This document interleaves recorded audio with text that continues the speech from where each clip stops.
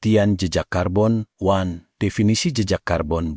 Jejak karbon adalah total emisi gas rumah kaca GRK yang dihasilkan langsung maupun tidak langsung oleh aktivitas individu, organisasi, produk, atau kegiatan. Diukur dalam satuan setara CO2 CO2 equivalent CO2 karena mencakup berbagai jenis gas rumah kaca. Istilah ini mulai populer sejak awal tahun 2000-an, dipopulerkan oleh kampanye British Petroleum BP tahun 2004. Mencakup emisi dari energi, transportasi, konsumsi barang, hingga limbah. Menjadi indikator utama dalam menilai kontribusi seseorang atau entitas terhadap perubahan iklim. Jenis-jenis jejak karbon. Jejak karbon primer, emisi langsung dari pembakaran bahan bakar fosil kendaraan rumah tangga. Jejak karbon sekunder, emisi tidak langsung dari siklus hidup produk yang dikonsumsi. Jejak karbon individu, dihitung per orang berdasarkan gaya hidup. Jejak karbon organisasi atau korporat dihitung berdasarkan operasional perusahaan. Jejak karbon nasional, agregat emisi suatu negara. Contoh, Indonesia menyumbang sekitar 1,8 miliar ton CO2e per tahun menurut data Kementerian LHK 2023. Gas rumah kaca yang dihitung. CO2 karbon dioksida, kontributor terbesar, 76% dari total emisi GRK global data IPC GGWP1. CH4 metana berasal dari pertanian, peternakan, dan limbah. Potensi pemanasan 28-36 kali CO2 GWP 28-36. N2O nitrous oxide dari pupuk pertanian dan proses industri. Potensi pemanasan 265-298 kali CO2 265-298. FFCs, SF6 dari pendingin dan proses industri. Meski kecil volumenya tapi sangat kuat efek pemanasannya, GWP sangat tinggi. Konversi ke CO2e menggunakan Global Warming Potential GWP sesuai standar IPCC. 4. Perbedaan carbon footprint dan eco footprint. Carbon footprint fokus pada emisi GRK, sedangkan ekologi mengukur total penggunaan sumber daya alam. Ekologi ukur dalam satuan hektar global ya. Carbon footprint dalam ton CO2e. Carbon footprint adalah bagian subset dari eco footprint. Ekologi mencakup lahan, air, dan biokapasitas, bukan hanya emisi. Keduanya digunakan sebagai indikator keberlanjutan namun dengan cakupan metodologi berbeda. 5. Relevansi jejak karbon dalam isu perubahan iklim. Konsentrasi CO2 atmosfer global mencapai 424 ppm pada 2024 data NOAA, naik dari 280 ppm era praindustri. Suhu bumi telah meningkat sekitar 1,2 derajat Celcius dibanding masa praindustri data WMO 2023. Perjanjian Paris menargetkan pembatasan kenaikan suhu di bawah 1,5 sampai 2 derajat Celcius melalui pengurangan emisi. Jejak karbon menjadi dasar perhitungan konsensus di setiap negara. Indonesia menargetkan penurunan emisi 31,89% usaha sendiri, hingga 43,2% dengan bantuan internasional pada 2030. 2. Sumber emisi karbon. 1. Sektor energi. Penyumbang emisi terbesar global, sekitar 73% dari total emisi GRK data Our World in Data. Pembangkit listrik berbahan bakar batu bara menyumbang emisi tertinggi per unit energi dibanding gas atau minyak. Di Indonesia, sektor energi menyumbang sekitar 40% dari total emisi nasional data KLHK, termasuk pembangkitan listrik, pemanasan atau pendinginan, dan penggunaan energi industri. Ketergantungan pada energi fosil batu bara, minyak, gas menjadi faktor utama. 2. Sektor transportasi. Menyumbang sekitar 15-16 emisi CO2 global data IEA. Transportasi darat mobil, motor, truk menyumbang porsi terbesar dibanding udara dan laut. Di Indonesia, sektor transportasi menyumbang sekitar 27% emisi CO2 dari konsumsi energi data Kementerian SDM. Penerbangan menyumbang sekitar 2-3 emisi CO2 global namun dampaknya besar per penumpang atau KM. Pertumbuhan jumlah kendaraan bermotor pribadi menjadi pendorong utama kenaikan emisi. 3. Sektor industri dan manufaktur. Industri semen dan baja termasuk penyumbang emisi tertinggi karena proses kalsinasi dan peleburan. Sektor industri menyumbang sekitar 24% emisi GHG global dari IPCC ASX.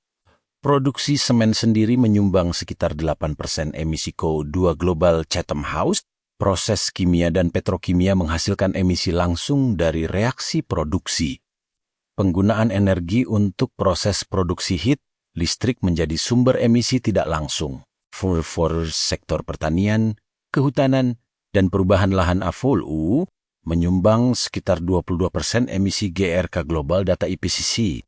Deforestasi dan alih fungsi lahan menjadi penyumbang utama di negara tropis termasuk Indonesia.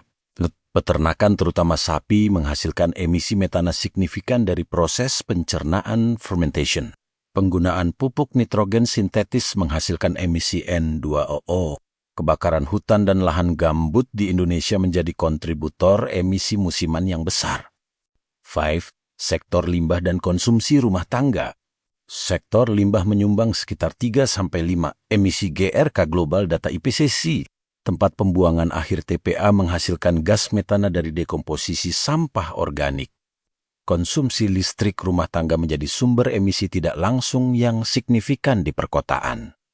Limbah makanan food waste berkontribusi besar. Sekitar 8-10 emisi GRK global berasal dari makanan yang tidak dikonsumsi data FAO atau RAP. Pola konsumsi barang fast fashion, elektronik menambah jejak karbon melalui siklus produksi distribusi. SESRI, perhitungan sederhana emisi karbon. 1.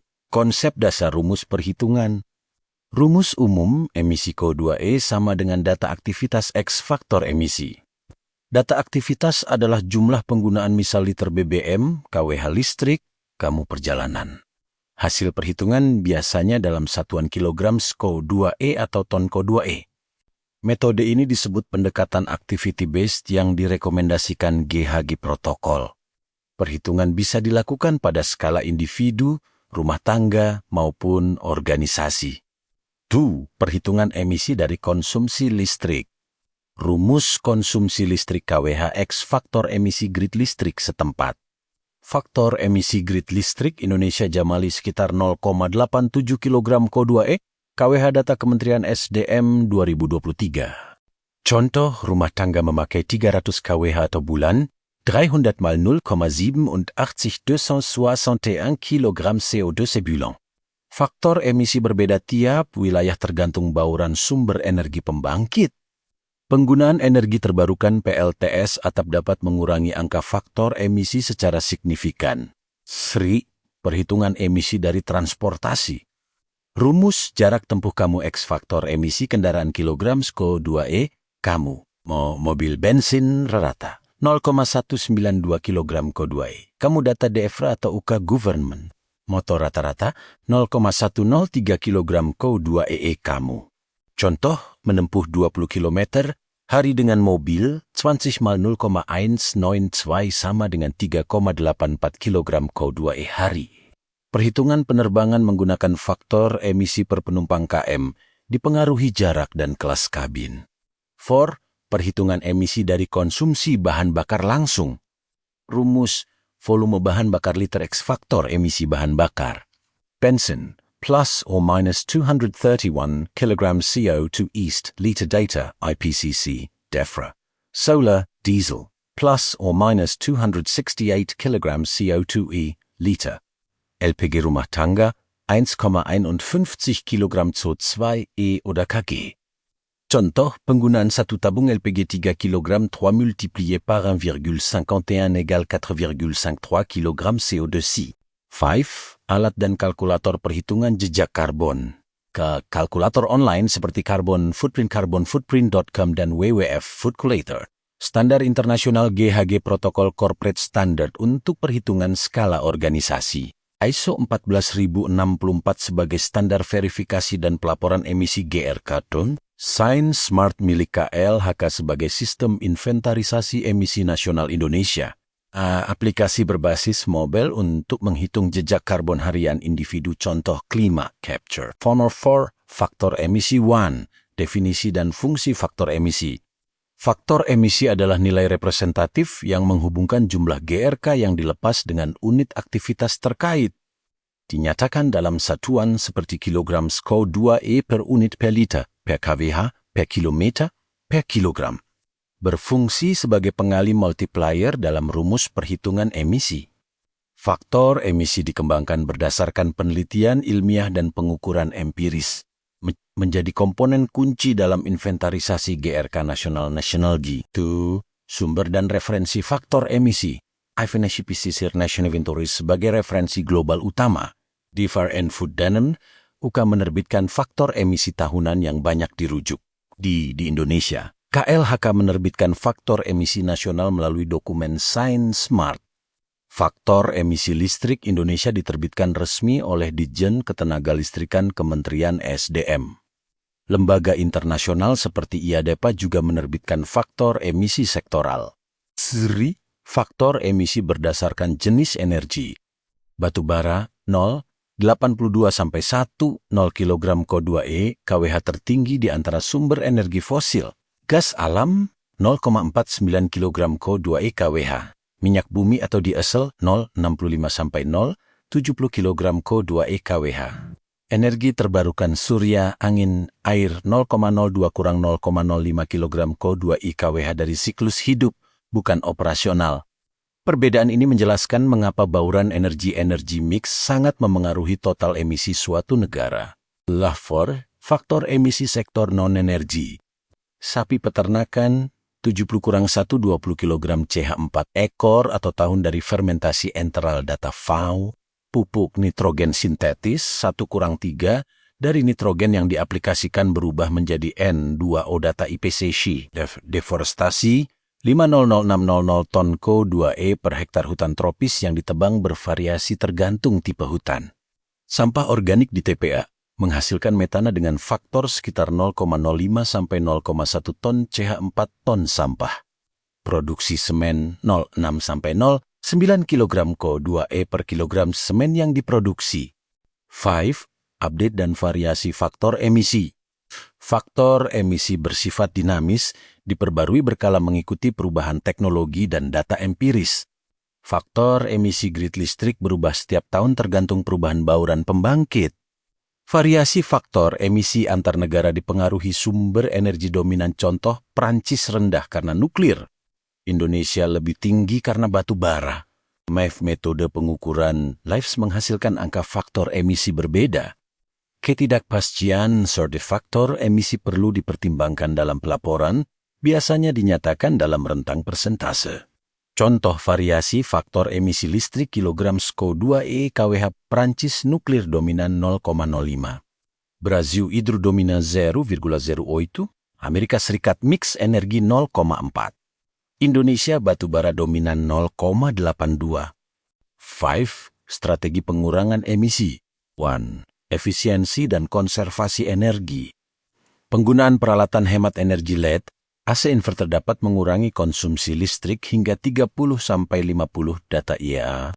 Retrofit bangunan dengan insulasi yang baik dapat mengurangi emisi dari pemanasan atau pendinginan. Penerapan manajemen energi ISO 50001 di sektor industri. Smart grid dan smart metering membantu efisiensi distribusi energi. Potensi penghematan energi global diperkirakan dapat mengurangi emisi hingga 40% dari target Paris Agreement data IEA. 2. Transisi ke energi terbarukan. Pergeseran dari batu bara ke energi surya dan angin menjadi strategi utama dekarbonisasi. Indonesia menargetkan bauran energi terbarukan 23% pada 2025 dan net zero emission pada 2060 data RUN atau KSDM. Biaya energi surya global telah turun sekitar 85% dalam dekade terakhir data IRENA, membuatnya makin kompetitif. Pengembangan pembangkit listrik tenaga surya PLTS atap untuk skala rumah tangga dan industri. Investasi energi terbarukan global mencapai lebih dari USD 620 miliar pada 2023 data IAA. Strategi di sektor transportasi. Elektrifikasi kendaraan F sebagai strategi utama pengurangan emisi transportasi darat. Penjualan kendaraan listrik global mencapai lebih dari 14 juta unit pada 2023, meningkat 35% dari tahun sebelumnya data IEA. Pengembangan transportasi publik massal untuk mengurangi ketergantungan kendaraan pribadi. Penggunaan bahan bakar alternatif seperti biodiesel program B35 di Indonesia. Promosi transportasi tidak bermotor sepeda, jalan kaki untuk jarak dekat perkotaan. 4. Pengelolaan lahan dan kehutanan berkelanjutan. Program reforestasi dan aforestasi untuk meningkatkan penyerapan karbon sink. Restorasi lahan gambut untuk mencegah emisi dari kebakaran dan dekomposisi. Praktik pertanian rendah emisi seperti pengelolaan pupuk presisi dan rotasi tanaman. Skema REDD Plus Reducing Emissions from and Forest Degradation sebagai mekanisme internasional. Indonesia menargetkan penurunan laju deforestasi melalui moratorium izin hutan alam primer dan gambut. 5. Kebijakan dan mekanisme pasar karbon. Penerapan pajak karbon tax sebagai insentif ekonomi untuk mengurangi emisi. Perdagangan karbon trading atau CPND trade melalui Bursa Karbon Indonesia It's Carbon yang diluncurkan 2023. Mekanisme nilai ekonomi karbon net diatur melalui Perpres nomor 98 tahun ke-2021.